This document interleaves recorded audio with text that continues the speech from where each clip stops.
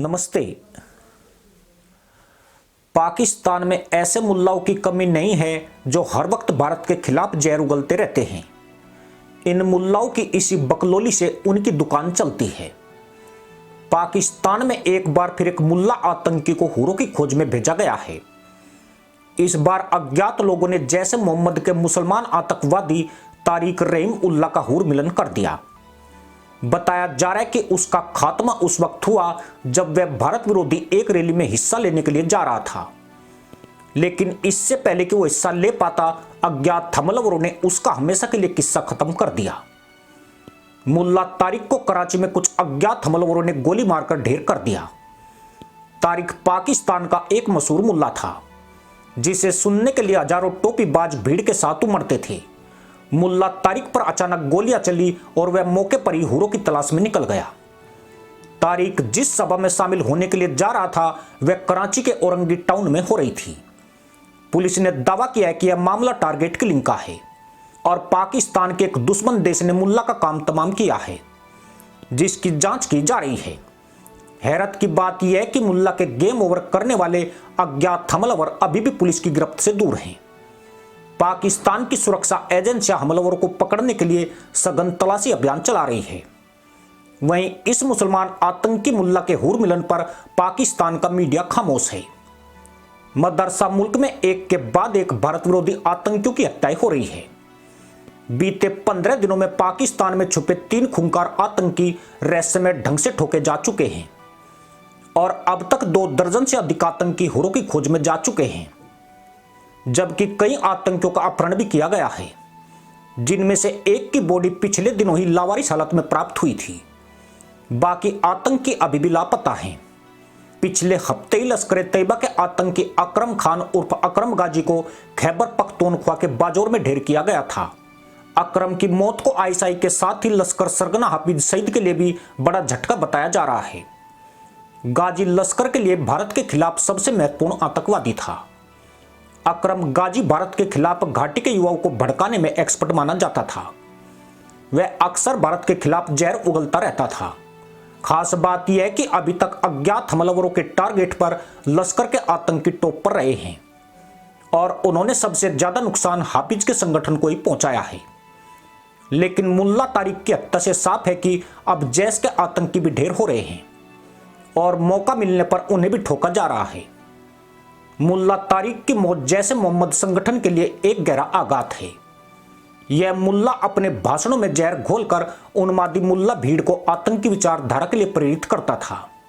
उसके भाषणों को सुनकर सैकड़ों जाहिल आतंकी बन चुके हैं। जैश ए मोहम्मद के पास जब भी आतंकियों की कमी होती थी वह तारिक को ही उनकी भर्ती की कमान सौंपता था और उनसे ऐसे जहरीले भाषण दिलवाए जाते थे कि पाकिस्तानी मदरसा पैदाइश खिंची चली आती थी। मुल्ला तारिक जैसे मोहम्मद के लिए बेहद अहम आतंकी था। पाकिस्तानी आर्मी और आईएसआई के साथ भी उसके रिश्ते काफी अच्छे थे। यही वजह है कि मुल्ला तारिक को निजी सुरक्षा के अलावा पुलिस की सुरक्षा भी मिली हुई थी। पिछले हफ्ते ही मुल्ला तारिक ने अंदेशा जताया था कि वह भी अज्ञात हमलावरों के टारगेट पर है और उसके ऊपर भी हमला होने की आशंका है। पर हुरों को भी शायद आभास नहीं था कि यह जाहिल इतनी जल्दी तहमत उतार कर भाग आएगा। पाकिस्तान में मरने वाले आतंकियों की संख्या में पिछले 6 महीनों से लगातार इजाफा हुआ है। हमलावर बेहद योजनाबद्ध तरीके से मुसलमान आतंकियों की हत्याएं कर रहे हैं। पाकिस्तान की पुलिस अब तक एक भी आतंकी के हत्यारे को नहीं पकड़ पाई है। अब तो स्थिति यह हो गई है कि एक आतंकी की लाश कब्र में दफना कर लौटते हैं तो दूसरे के जनाजे के लिए लोग टोपी पहनने लगते हैं। पुलिस के साथ आईएसआई और सेना भी हत्यारों को पकड़ने में नाकाम रही है। इस साल मार्च में हिजबुल मुजाहिदीन के एक शीर्ष कमांडर को पाकिस्तान के रावलपिंडी में अज्ञात हमलावरों ने गोली मारकर हुर मिलन पर भेज दिया था। उससे पहले फरवरी में अज्ञात बंदूकधारियों ने कराची में अल बदर मुजाहिदीन के पूर्व कमांडर सैयद खालिद रजा की गोली मारकर हत्या कर दी थी, जिसे पुलिस ने टारगेट किलिंग बताया था। इस साल की शुरुआत में इस्लामिक स्टेट के टॉप कमांडर के रूप में काम करने वाले कश्मीरी आतंकी एजाज अहमद एंगर की अफगानिस्तान के कुनार प्रांत में हत्या हुई थी। बताया गया था कि उसे तालिबान ने मार दिया था और अब मुल्ला तारिक का बैंड बज गया है। पाकिस्तानी एजेंसियों के साथ देश में छुपे आतंकी भी हैरान है कि उन्हें एक एक करके कौन ठिकाने लगा रहा है। अब इन आतंकियों में हड़कंप के हालात बने हुए हैं। उन्हें छुपने तक की जगह नहीं मिल पा रही है। अज्ञात हमलावर उनकी मांद में घुसकर उनका काम तमाम कर रहे हैं, जबकि आईएसआई भी उनकी सुरक्षा करने में नाकाम साबित हुई है।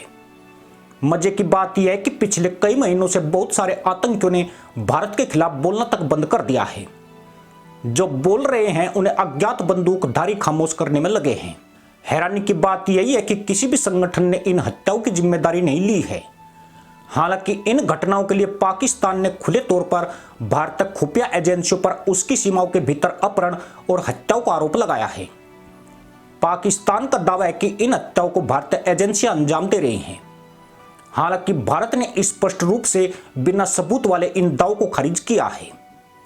इसी के साथ अनुमति दोस्तों, जय हिंद, वंदे मातरम।